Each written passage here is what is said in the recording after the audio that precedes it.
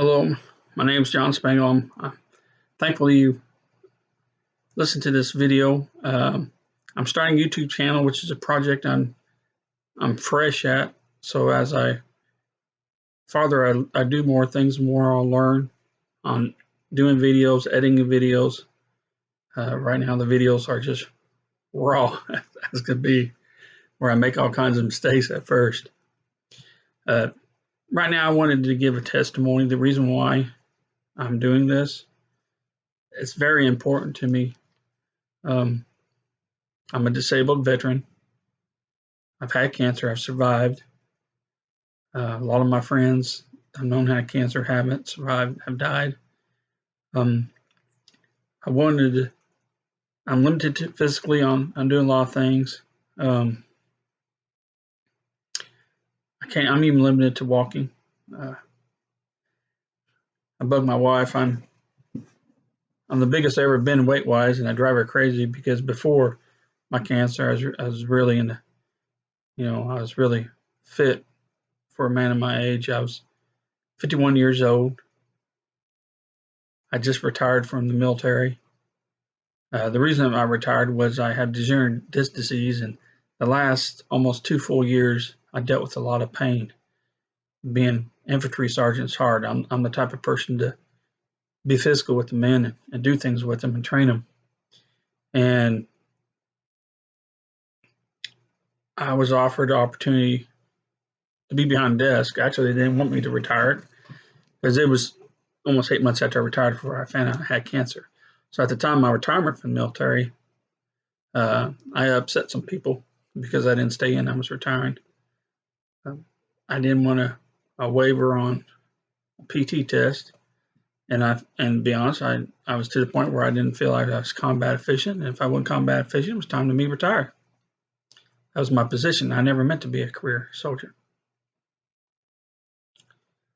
So to go into about myself and more in depth, this is not an ego trip. It's something I'm constantly fighting. I'm having to stand in front of a camera. I've talked to before people. I've given speeches. My biggest crowd I ever talked to was 250 people. I've done things like that, but there's a difference when you're in front of a camera. It's looking right back at you, and you see yourself and like, oh my gosh, my hair is thin. I don't look so good. So it's a little difference. And I'm not nervous in talking in front of people, but I'm nervous in front of a camera. Just to tell about myself, I grew up in a Christian family. Even at a young age, I believe in God. I was young. I was baptized at 14. That's something I'll later in video we'll talk about baptism and the age of when's a good time to be baptized. Right now, 14, something like that. I don't believe in young people being baptized at all, and I'll tell that in our video why. Full knowledge of why you're being baptized. Children are saved, and age of knowing and all that. Like I said, I'd be in our video. I grew up. I graduated high school. I was wanting to be a cop, and didn't do well in school. Didn't like school. I just was not.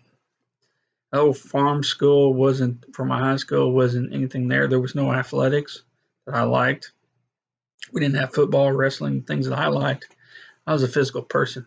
Matter of fact, when I graduated high school on my own, I'd been running for over 2 years. I'd run to my aunt's house and back 3 times a week, and that was just under 9 3/4 mile, plus doing all the other physical things. I started at a younger age. I had a friend of mine who was taking Kung Fu. Chris White, real great guy. Think the world of him. But it got me interested in martial arts. I liked combat training. And so he was taking Kung Fu lessons from someone who actually spent a few years at a Shaolin temple and moved near our hometown, Vincennes, Indiana. I lived out in the country about 7 miles out of Vincennes. So I was a country boy. And got me interested in it. He'd do all these fancy moves. The snake kung fu was really good. Had some tiger. Um, but I loved sparring with him. Talked weapons, did training with different weapons, and it was good times. I was very blessed. I had great role models growing up. One grandfather was in a wheelchair, but he was one of the best role models because he spent over 20 years as part of his life in a wheelchair, and he was in a lot of pain. Yet that man would get up and move around, and I just have the greatest respect for him. My other grandfather was a diehard Democrat. I think today, the way our politics are, he'd be, as I say, turning over in the grave. He was all about the working man. And back then, Democratic Party was that. Now it's more turned to the Socialist Party, which it is, turning into a Socialist Party. Um, but I remember, as people call him my grandfather, and needing work. He just very influential. They had the blizzard. 1978 was the last big blizzard in the state of Indiana. And for his retirement party, the week of the blizzard, I mean, it's bad, but snowing. It'd been snowing for more than a couple of days. Over 200 people showed up to his retirement party because he did a lot of police department. He worked on the police department for a while, the sheriff's department, and he worked at Ralph Rogers. That's what he did for a career. And it was just funny because my father went to it. He had a hard time. Matter of fact, he spent the night there because he couldn't make it back 7 miles to where our house was. It was bad. And he said, of course, he knew the next day he had to be at the firehouse too. And he said there were guys, you were laughing because there was guys in Vincennes that worked at the firehouse. I'm sorry, didn't even show up to work with 4-wheel drives. So he would joke about that because Dad just said, couldn't afford a 4-wheel drive truck. It's a 2-wheel drive truck. Every winter, he'd put like 12 or so concrete blocks in back just to weigh the truck down to have weight to put some weight back there to try and drive and make it into town. We were poor. And I grew up just I remember one birthday, my parents didn't have the money to give me anything for my birthday. And we had, I was born in April, so spring rains, we had a thunderstorm come through. And one of the wind swings my parents had for over a year that they got, and they were just happy about what the storm went through, tore it up. So my father took that one day and surprised me, come home, and for my birthday took me to the woods. So what? Come here. And he dug a hole on the edge of the woods, the ground. I said, that's a foxhole. And here's your guns. And he took and explained to me this was an M60 and these are 2 Tommy guns. He had took the wood and made three toy guns out of the wood. And to me, that was the best birthday I ever had. Didn't know years later I'd be spending over 13 years in infantry with the deployment overseas. You know, in hindsight, we didn't know these things. But I loved, because I was always playing Army or different things like that. And I loved it. I grew up in a country environment. Like I said, God was with me all the time. Not that I didn't make mistakes, but I always had a strong sense of God. I remember as a young man, I'd walk around with I had my 22 pistol, my 22 rifle, and my knife. I mean, you walked all over back then, no problem. Weapons like that, countryside shooting. I had such a respect for weapons. My father gave me as always watch where you shoot.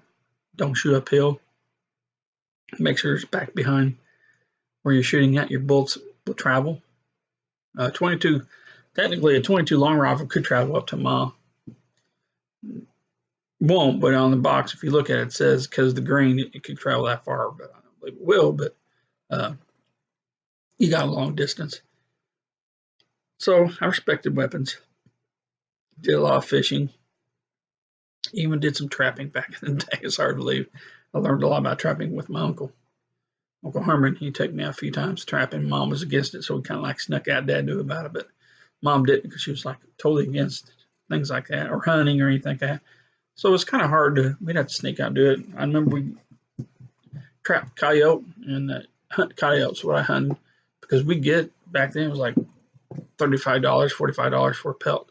But the main reason for doing the coyotes because there were so many that infected all the livestock, and a lot of farmers had issues with that. But I had good role models. Father wasn't perfect. As I said before, he had a drinking problem when I was young. And then when I was 13, the drinking stopped and issues. I mean, he still drank after that, but never like it was. A lot of people don't know a family situation. But this is what this is all about is, excuse me, I had to plug the computer. The whole reason for these videos is to reach out to people since I can't, I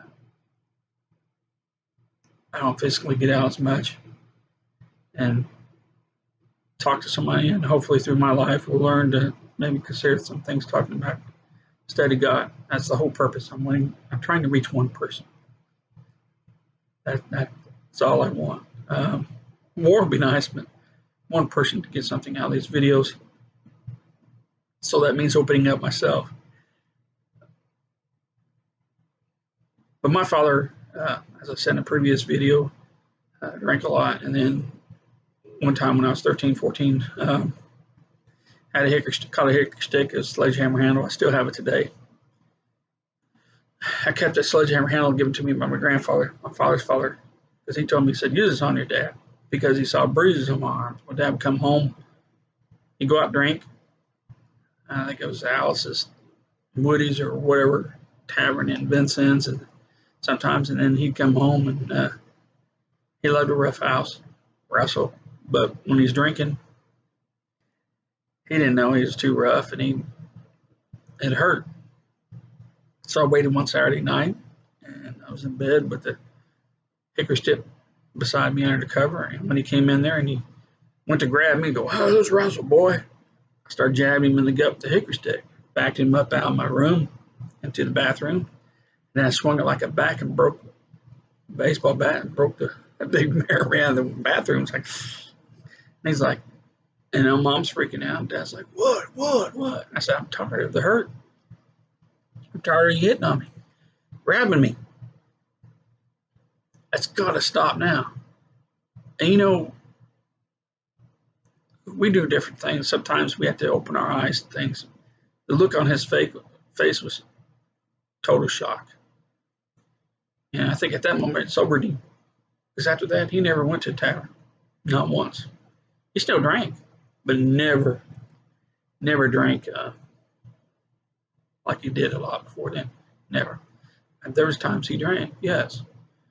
He always was big about payday, going to get him a case of beer. Well, not always a full case, sometimes just a couple 6-packs. But the point is, he never went out drinking after that. And I love him for that. You learn to stand up for yourself. Bad things happen to you. You've got a choice to make. Either stand for yourself or put up with it. Anybody in an abusive situation, and that was, I can say what it was, but realistically, it was an abusive situation I was in. Either take it or stand up to it. And that's something where, as a young person, I've done is I learned, and later in life, to stand up to it. A lot of times I've had people say things to me many times. Oh, you're such a pushover, or you have people.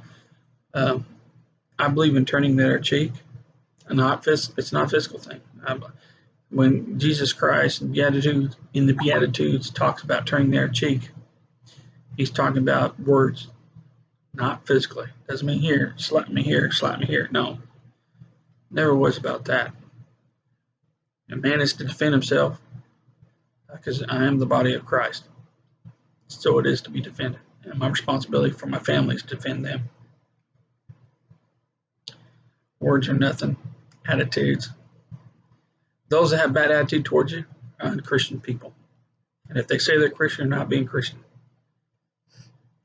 But later in life, I graduated high school, started going to Vincennes University, being a cop, and my family, I got along with them. but I was ready to go.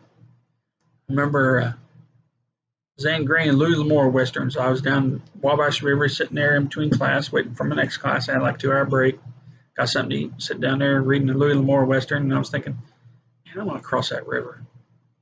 I want to see what, and the way to do it, to see the world, military. So I was a physical person. So what was I looking at? I was looking at going into the Marine Corps. And basically, it was going to take a little bit more time to go into the Marine Corps. And I just happened to talk to an Air Force recruiter too at the same time.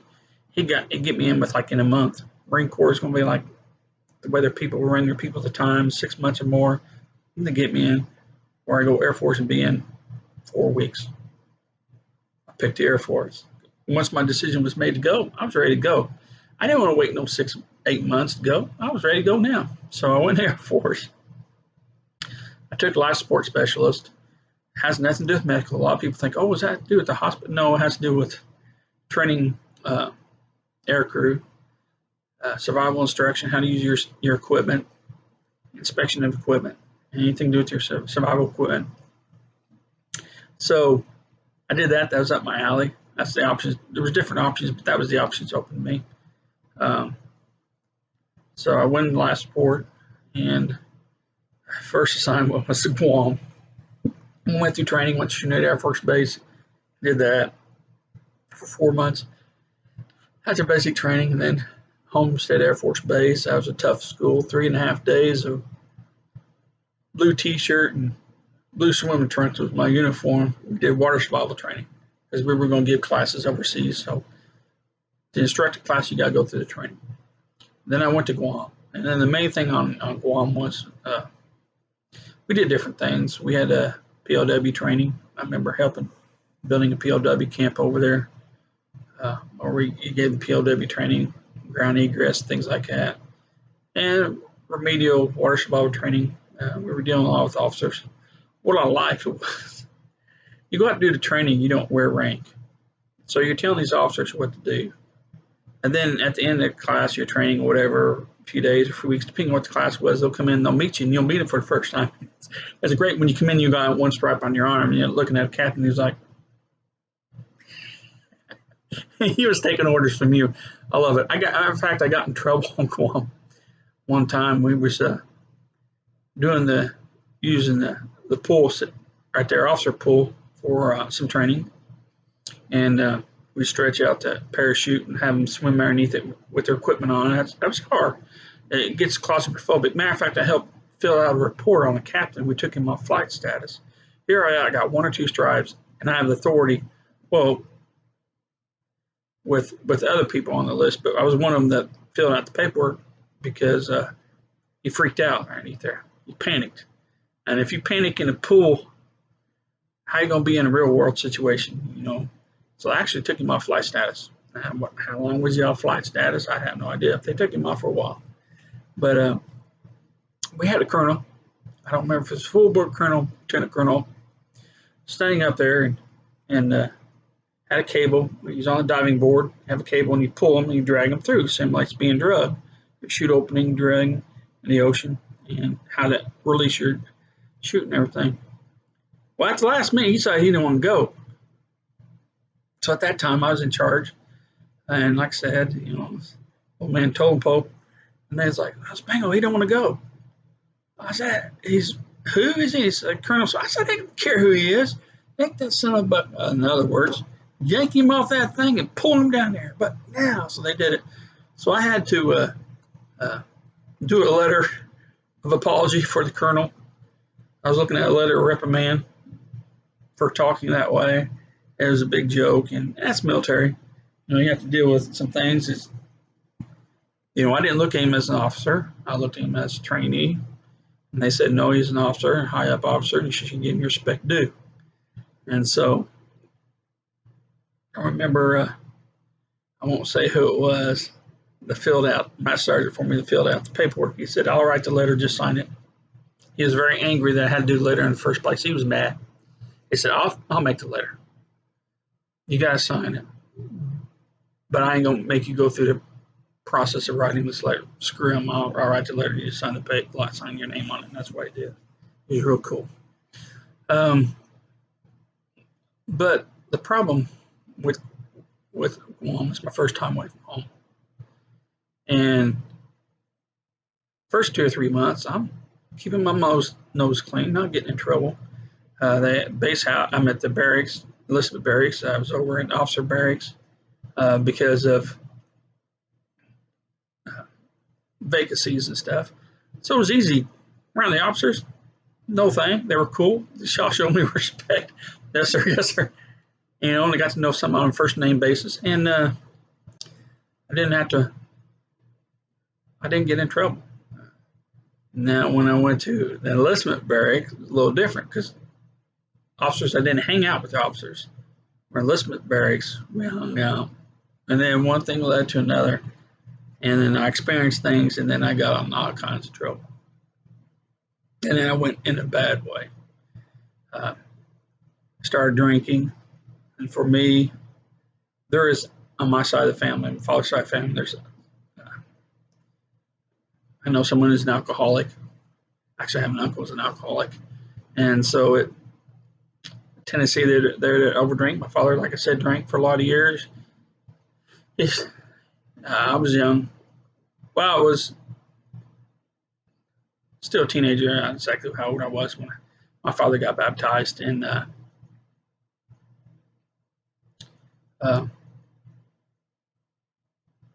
he changed his life, but he was a heavy drinker until then. The story with the baptism,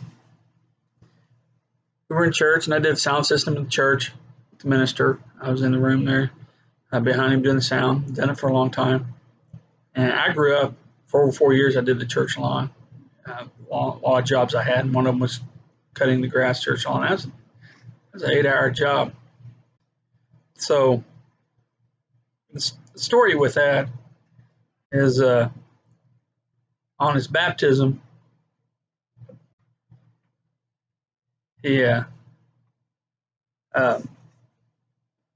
minister went to where these fishing, the waders and goes up to your chest, fishing outfit when he would baptize people. So when he put them on, he was like, and then, my father's curtain was closed and down the water to be baptized. He pulled out, and he had a chicken bone in between. It's one of the things where you get in trouble. It's like, oh man, I forgot. And he looked at me. It was Ron Barnes, who's the minister of church, and he looked at me and said, you got to tell me. I'll talk later. So he pulls the chicken bone out between his toes. He limps down to baptize Dad. Dad knows he was limping, and then I opened the curtain, and they were baptized. Wonderful moment. And closed the curtain, and then they come up, and Ron had a hard time coming back up the stairs. And Dad's like, why are you limping? And he was like, there's a chicken bone. No, why? But my dad immediately looked at me and said, why is there a chicken bone in the minister's waist waders? Like he knew. I mean, what is this?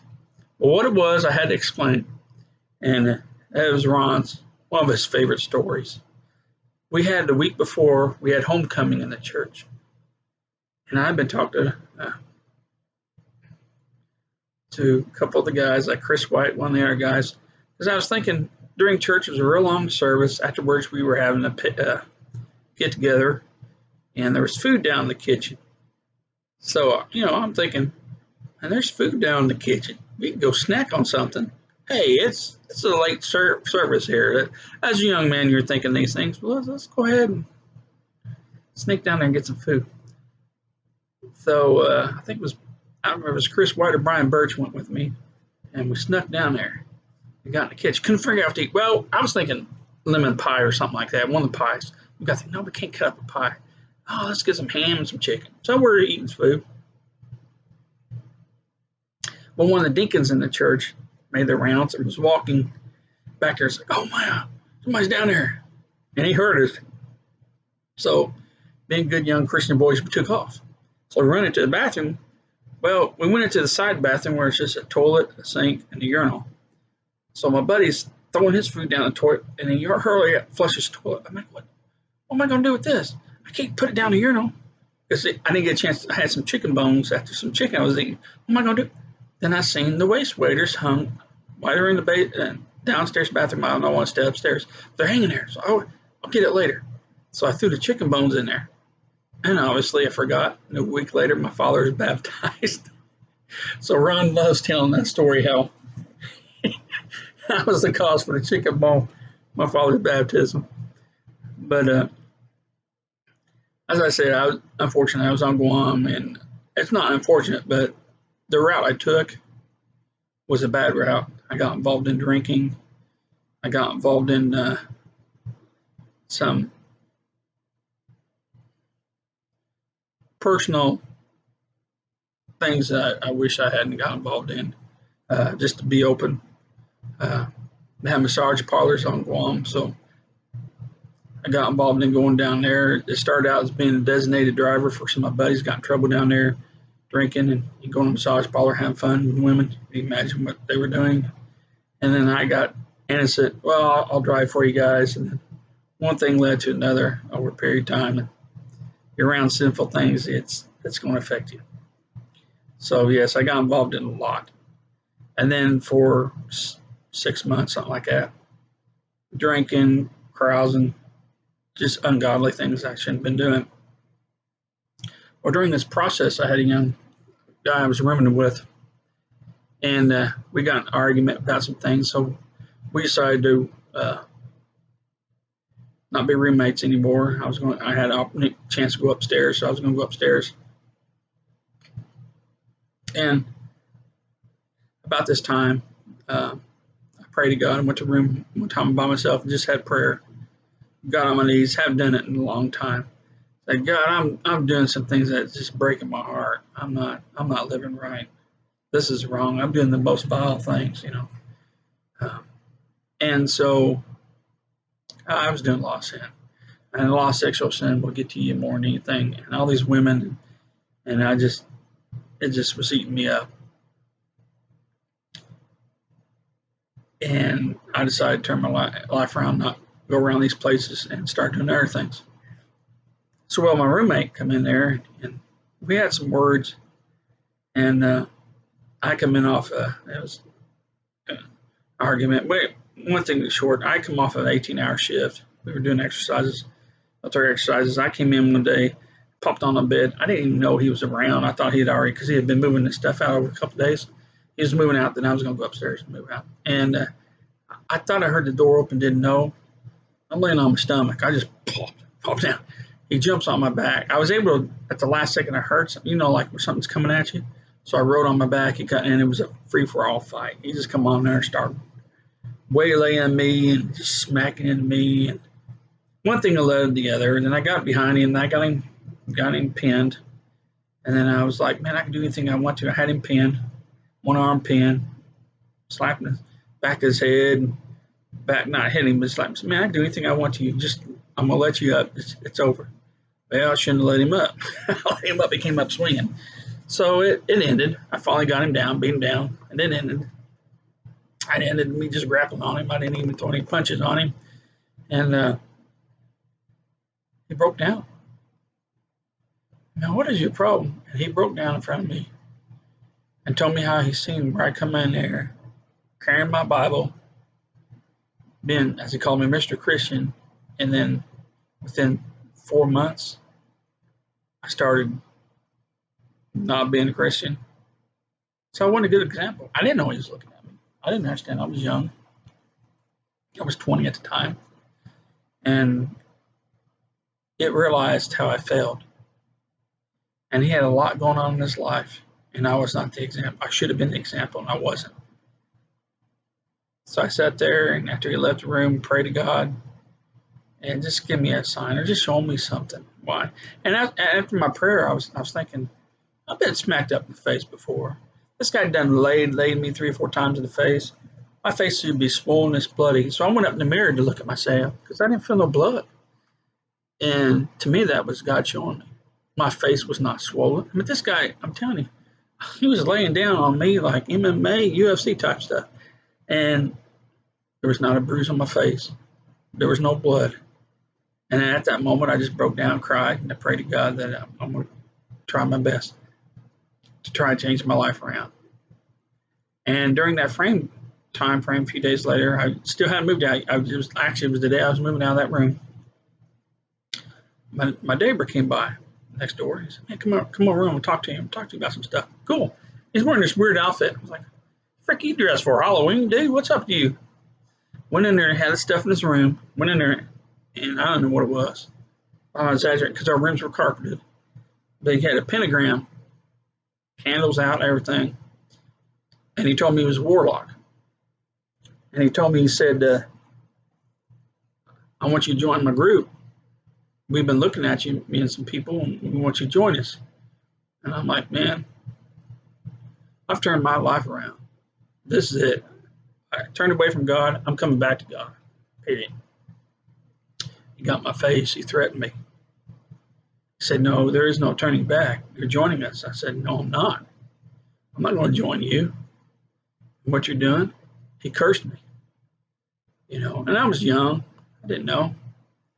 Put a curse on me and said that you went too far and there's places, you can't walk away from this.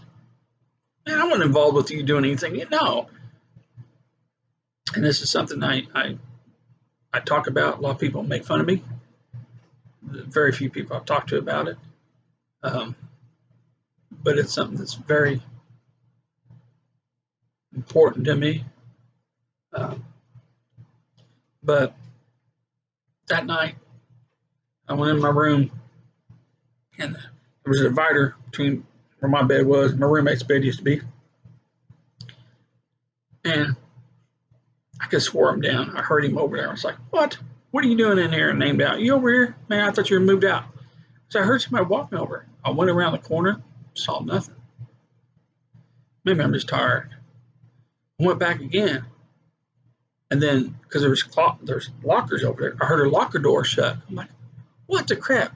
Well, the locker's skinny, but skinny enough he could have been in the locker, you know what I'm saying? "Oh, you over here playing games with me?" I thought, well, we're going to get in a fight. So I went over, opened the locker, nothing. And the other locker opened, nothing. I'm like, what the heck? I went back around, and it's like I could hear movement. And I looked up because the divider had a little hole there where you have a cord. You could see it was like a TV thing. You put a TV there. And I saw something go by. I was like, "Who's over there?" I just jumped up. "What the heck? Who's over there?" And I heard this laughter. Just, I can't describe it. And being a young tough guy, I ran out of the room. Like, I ain't coming in here. I ran out of the room for a while. And then I was like, "Man, what am I going to do? I got to go sleep somewhere." And then later I went back in the room and I prayed to God. But yeah, I didn't sleep with the lights off that night because I had to sleep somewhere. So I went back in there.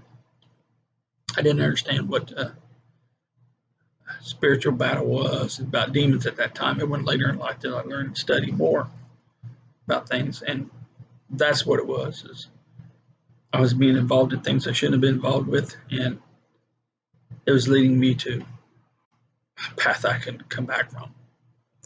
Now, a lot of people will look at you and say, well, argue once saved, always saved. And a lot of people will say, that's not true. You can lose your salvation. I disagree. You cannot lose your salvation. And that's something I'll talk in later videos, how once you're saved, because you're saved by the grace of God. I was saved by the grace of God, period. But I was being sinful. And there was prices to pay for that sin. But it's hard to understand people because they really don't study the word. If I had died at that moment, I believe now if I die, I go to heaven. But you have to understand things. There's different degrees. As in hell, and it's another video I'll explain about Hades and hells and give more understanding to people. But there's different degrees of punishment. There's different degrees of rewards. We all are going to be judged. When we go to heaven, you'll be judged trial by fire, and you'll be wood, hay, stubble, or burning precious metals. Meaning, yeah, you're saved, you're with God. It's such a blessing. But that's as far as it goes. What's the rewards in heaven? We're not told what they are. But God is so just that people in hell, there'll be levels of punishment. Hell is moving away from God. I understand something that's the biggest issue with me with people. God sends no one to hell. Let me stress that. God sends no one to hell. You send yourself because you choose it. Hell is a choice. You go to hell because you chose it. You chose life without God. God made himself flesh, made himself man, and suffered one of the worst deaths known to man to be that sacrifice, because you can't be that sacrifice. So you'll be saved. God is not false. God loves you. He did what no other man's religion does. God made himself man. So you don't burn in hell. He loves you that much. But yet people will choose it. They'll choose hell. They'll mock God. I have someone dear to my heart. I won't say who that person is in my family. It's mocked God, makes fun of me all the time about God. I pray for that person all the time. They know it. And if I talk to God, they get agitated sometimes. Tough. But what's the alternative? Eternity with God or eternity in hell? And that's what this life's all about. That's the reason why I talk on these videos. Try to stress that to somebody. To at least, I don't like this guy's viewpoint. Or I may like this guy's viewpoint. Because that's all I got is a viewpoint. Spirituality has nothing to do with age. A young man can be, 20-year-old can be more in the spirit than a 80-year-old man. Your maturity wise. I consider myself very young spiritual still. But I can't stress that enough.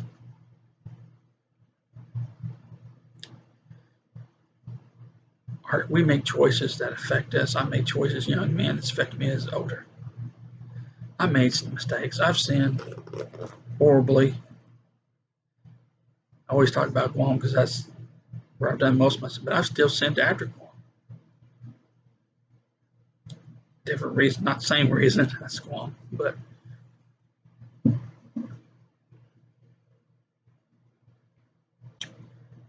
I was married for 8 years, divorced 13. My wife and I remarried in 2009. She's a blessing. If I made mistakes, it cost me a marriage. I was married a second time. That second marriage didn't last long, and the person I was married to got hooked on meth. She didn't live a long life. It was like 5 or 6 years after our divorce. Her son sent me a photograph of her grave. Now, I've made some mistakes in my life, and I'm a horrible person. But I chose God. I go to heaven. I don't go to hell.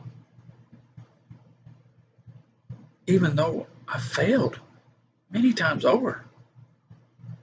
People will in life. You will fail. No one's perfect. If someone could be perfect, and Jesus didn't have to do what he did, but no one could do that. Jewish history, the priests every year went out and did the sacrifices. They did sacrifice more, but the main atonement was once a year. It was a bloodletting. They killed animals like crazy. And that's something I'll go in later in a video about the Jewish temple and different things. And it never was good enough. Man can never be good enough. It had to be God. And no matter what you've done in your life, and I've sinned bad, but I'm saved through the grace of God. I'm not saved by things I've done because I'm going to fail. I'm going to fail in the future. I'm going to fail after this. Maybe tonight, maybe tomorrow. I'm going to fail again. And then I'm going to turn back and like, man, why did I do that? Or whatever. What I think that your battlefield of the mind is the spirit. The body's the heart, the spirit's the mind. And that's where it's at, a thought. Now, just because you get a thought doesn't mean, oh, sin. That's Satan attacking you. He puts some seeds of those thoughts in your head. It's if you think on it, dwell on it, or act on it, because that's what happens. You dwell on something, you think about it for a while, and keep dwelling on it, and then you act on it. That's what sin comes, and the wages of sin are death.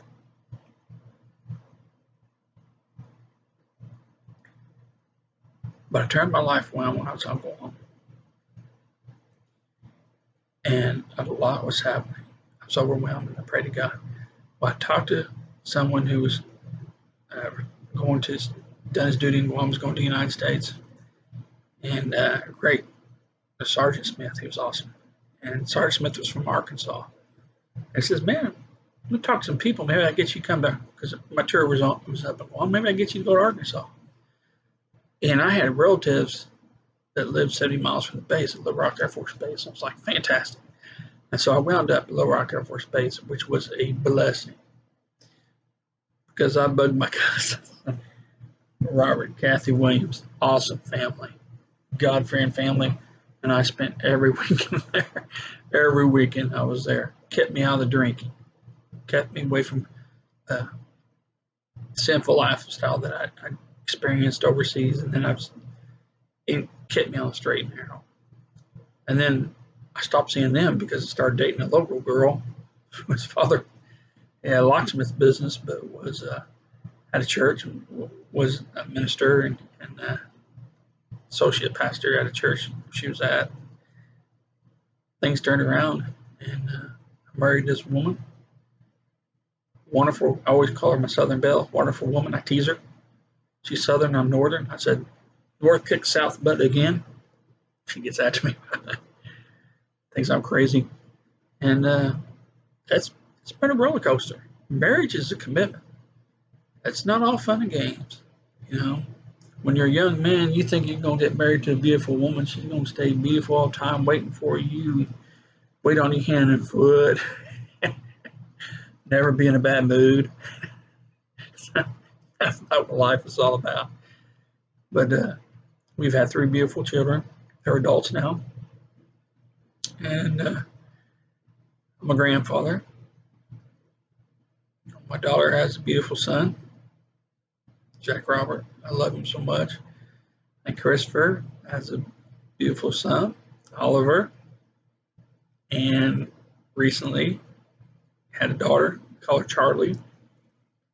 So I'm blessed beyond belief with what we have. And because of my foundation with God, it's where I never failed in that aspect.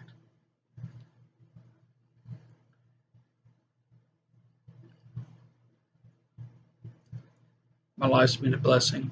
I served 8 years in the Air Force. I got out of the Air Force. I worked a few civilian jobs. Later, because of the area I was going to boxing with, got to know some people. They talked me into joining the Army National Guard in Indiana, and I did a year of assistant recruiting from 1999 to 2000 in Vincennes, and then I went to Washington, Indiana, and spent the rest of the time there. I love my military experience. I never thought I'd be in career military. When I wanted to cross the pond, join the military, it never was for a career. I never thought career. I thought about four years or so, and come back and have money for schooling and going to schooling. Things changed because about the 4-year mark when I was at Little Rock Air Force Base, I started dating. Well, about a year before that, I was dating Trina, and then shortly after we were married. And it was easy. We enlisted for 4 more years. And then after that, we stayed there a while, moved to Indiana, moved back to Arkansas. It's tough when you have family in one state and the other. It's like, where you want to live? And then we wound up back in Indiana for a while. We're in Illinois, just right by where we were at. I love the area I'm in, but I hate the way politics are going. The state of Illinois is hurting bad, so it's kind of hard to live over here. But hindsight, we could say we do this different, we do that different, but it's nothing to dwell on the past.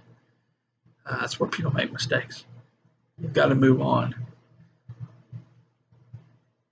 And dwelling with the past, it gets you nowhere.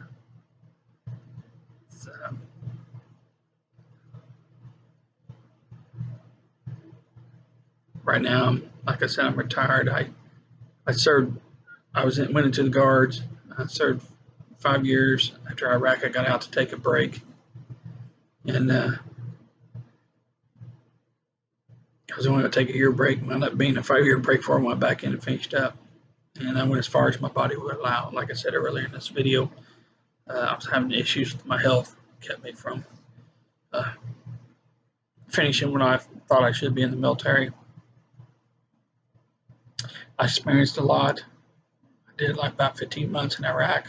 It's a lot of good men. I've seen a lot of death. We come back, and there was 8 of us that once we got back, or we were ready for enlistment, we just got out because we knew we were lied to. We have intelligence. We knew there was no weapons of mass destruction over there. Our government's excuse to go to Iraq. There's more involved. And that's one thing you'll learn in the military with the government, things you'll agree with, things you'll disagree with. There's a lot involved.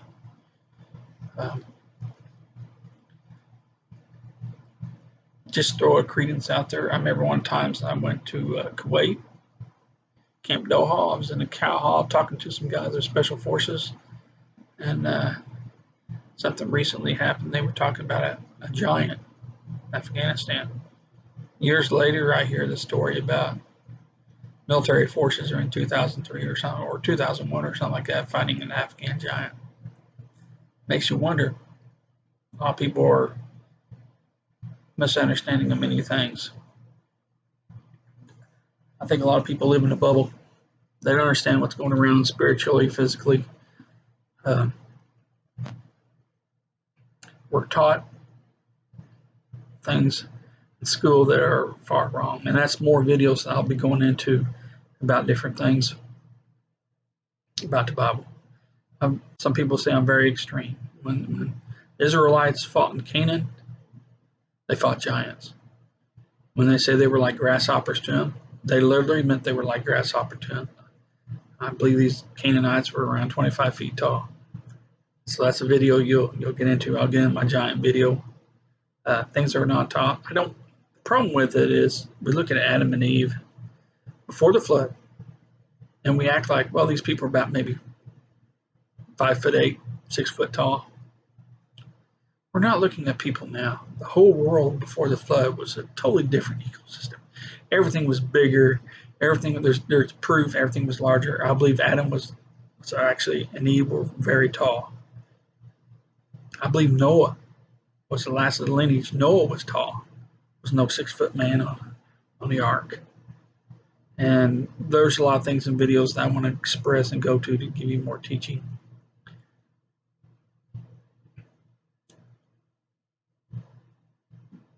But later in my life, just recently 4 years ago, I was having some health problems. Got tested and found out I have stage 4 rectal cancer. That's why I got a permanent cosmic bag. Sometimes you might hear a noise while I do videos. Like I said, editing these videos is something I spend hours on, so it's a rumble. I can't control it. It can't happen. It makes noises. It's embarrassing when you're around people. But I knew at the time, my wife and I hadn't told anybody in the family. Doctors come back, told me it was cancer. My blockage was bad. I had 80% blockage in my lower intestines. And I was okay with that. I was okay with it because I knew where I was to go. When I was in Iraq, things happened, man. When I was in Iraq, my platoon survived 26 Scud missile attacks the first 2 weeks in Iraq.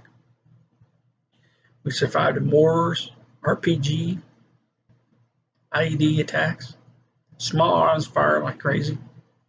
We survived it all. It wasn't the fear of being dead. I don't have a fear of being dead. I'm satisfied with my God. It's the dying. It could hurt. It can be painful because your body is flesh. Your body will fight to live. That's what people understand. Your body fights because the flesh does not want to die. That's why death can be horrible, depending on the reasons.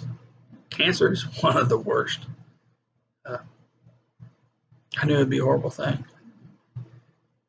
But the end result was I finally was going to be with God, Jesus. I finally got to see, or get to see Jesus and thank him for his sacrifice. I'll go in a video later more into the death of the crucifixion and what it's all about. It's just mind-boggling what Jesus went through. People don't understand. They just see him on a cross and think nothing of it. And that was bad. It was horrible. Even the Romans who did crucifixions said it was horrible death. One of the most horrible deaths known to man.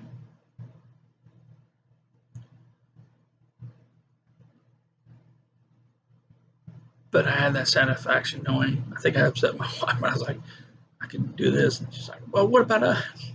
Wasn't I'm thankful for them. I love them so much. It wasn't, it's hard to give understanding to people. You know, what's life? Life's the gift of God. There's nothing more I want than to be with God. That's everything to me. It doesn't mean I don't love my wife or my children or my grandchildren. I love them so much. I want them to be with me. But I want to be with God. I long and yearn to. I see things happening in the world today and I just yearn to be with God. And the cancer, it's like, this is it. It's my time. God bless me and I lived through it. I remember it was rough. And you know, everybody's different. At the time, I talked to my cancer doctor. He told me about someone, about the same time I had cancer, a woman had cancer. She reacted totally different than I did. The radiation affected me so bad when I was taking chemo and radiation. And I studied different forms of combat, martial arts. Like I said, I'm a physical. I love combat. I don't love to hurt me, but I love the challenge of combat. Taking pain. I've had broken bones. I've had a broken leg. I've had bruised ribs. I've had a kidney stone that got stuck. That was painful. You know, I've had a lot of things that happen. I got arthritis. I got degenerative disc disease. I have chronic pain. Nothing compared to the pain of the radiation to me. I was taking morphine like candy. At the point, they were like, let him take it small. There was no limit to the morphine I could take by pill for him. And I still, for over 2 weeks, lost my voice. Because during radiation, you have to pass. You go to the bathroom, you have to pass that tumor. I had 80% blockage, so I was passing blood and everything coming out. And every time I go to the bathroom, I just screamed and screamed until I lost my voice. I remember my daughter come by to visit one time. We have 2 bathrooms in the house. I was in the far bathroom, and she started crying and left because she heard me screaming out of my head.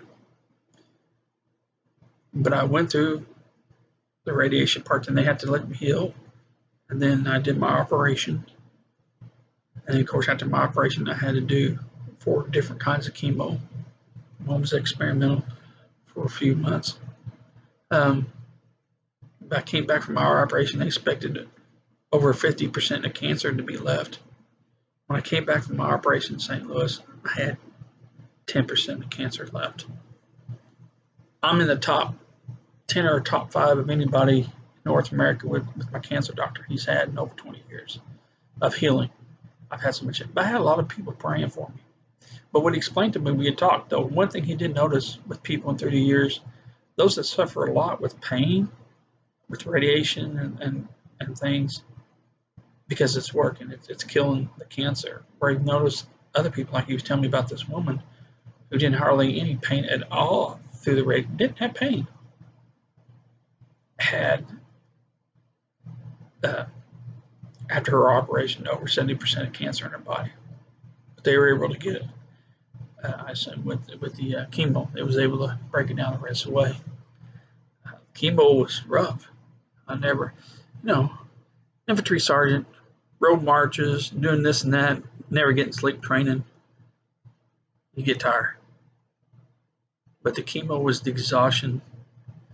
It gave me understanding being in a cancer center where people would want to take their lives.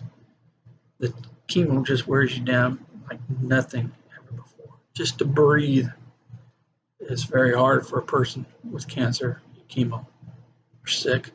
And the one thing I'm shocked, well, I didn't lose my hair, which I have a bald spot back of my head, so I didn't have much hair to lose. But I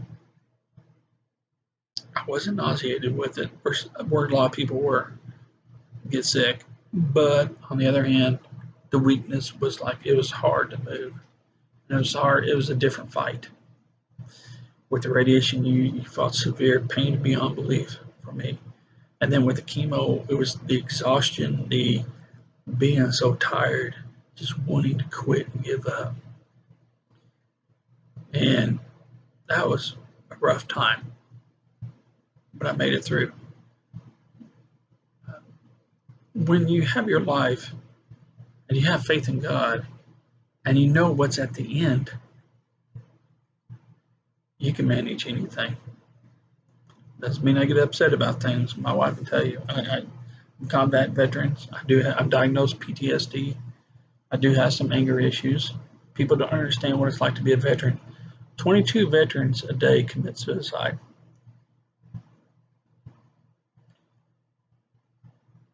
A lot of them are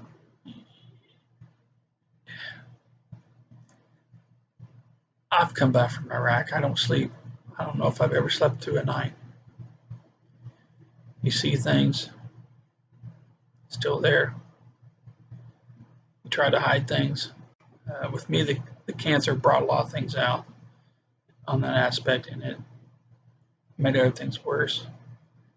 My body, I'm still healing. You know, it's been this November. I'll be cancer free for 2 full years. Last time I did my chemo. I just had a port in my chest. I had operation surgery a couple weeks ago just to take it. Finally taken out. That's a spot that goes up into your neck where they give you shots, IVs a lot because you do so much with your veins wanted sunk. So with cancer, a lot of people have those ports. They're given so many different shots. So you have to be cancer free for a couple of years before you can they'll take the port out. There's always a chance of me getting cancer back or some other form of cancer. I believe it's from Iraq. I've seen a letter from a different area I was in Iraq that said we got to go to contaminated water. That's my big issue with the military. I've not got a copy of that letter. I've asked for it. I've had friends since Iraq die from different forms of cancers. They don't want to admit because if they admit it, they have to pay for it. I'm fighting the military. My wife hates the military. I'm fighting the military right now because during my cancer, I had 2 bills. One bill I fought for 2 years in the military, saying I spent money for college, never went to college. It took them 2 years to finally say, "Oh, you never went to college." I'm totally serious. And then I have another, because they were taking wages for my cancer. I was working, they taken garnishing my wages from a job I was working at. Putting towards because a bill for college. I never went to college. So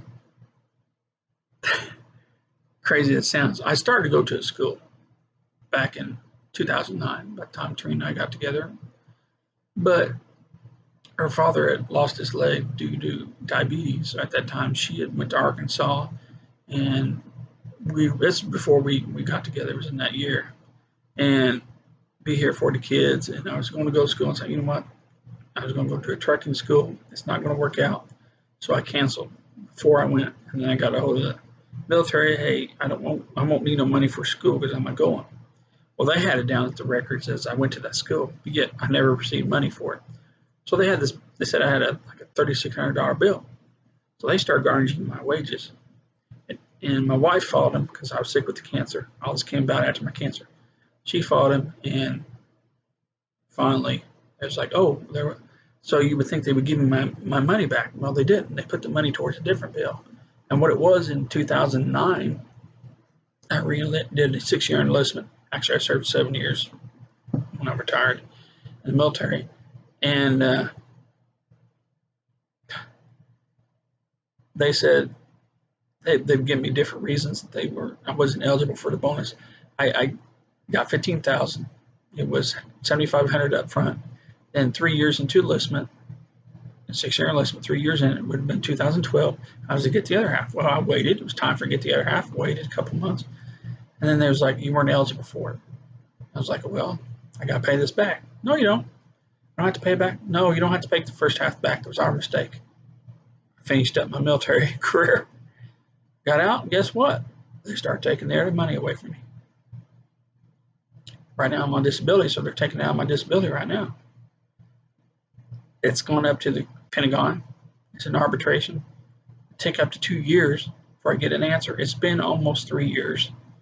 Matter of fact, I'm about to send another letter, email to Pentagon to find out what the heck is going on with you people. You know, because I was supposed to have had an answer. It was January, February this year, and I never got the answer. Whether because it's in appeals court with the Pentagon, if it got appealed or not. If it didn't get appealed, I could try to get an attorney to fight this. Because I don't make a lot disability. I make over $1,600 a month. And I've got about $300 a month going out to the military for a bill for enlistment bonus. It said, now it's almost paid for, but believe it or not, they had interest rates on that. I don't regret the military. I love my military life.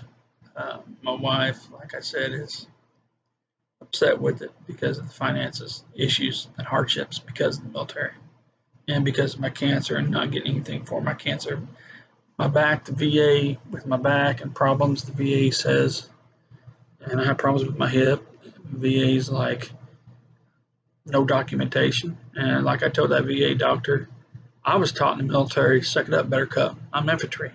So I tore my body up, just like a lot of other infantry guys.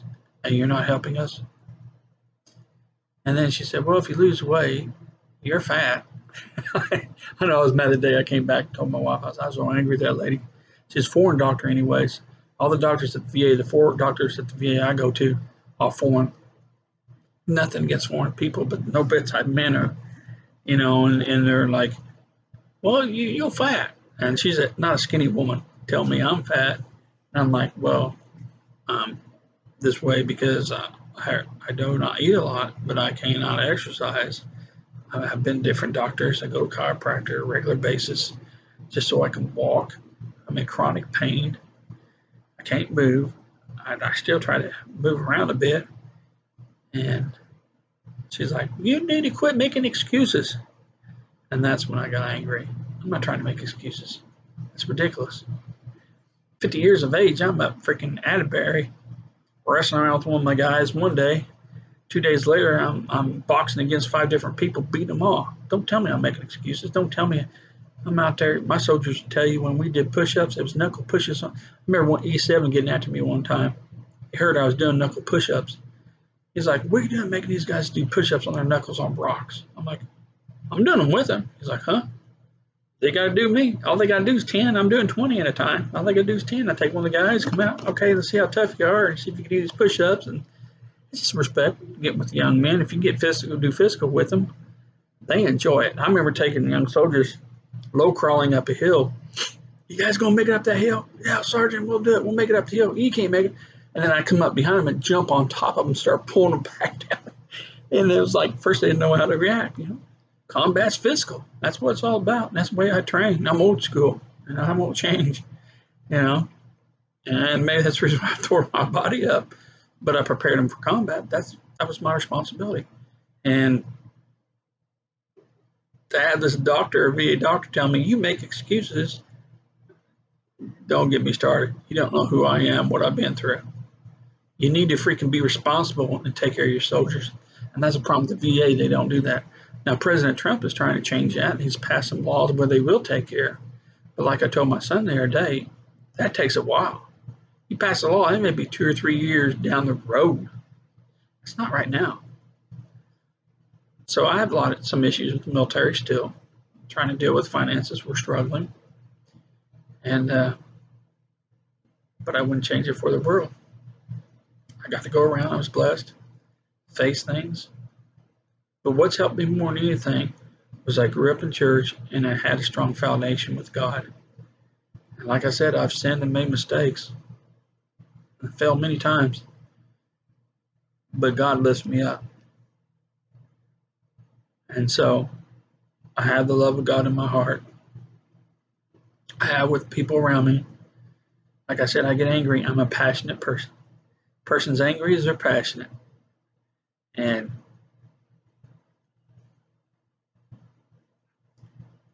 God means everything to me. And I'm so blessed. And I hope that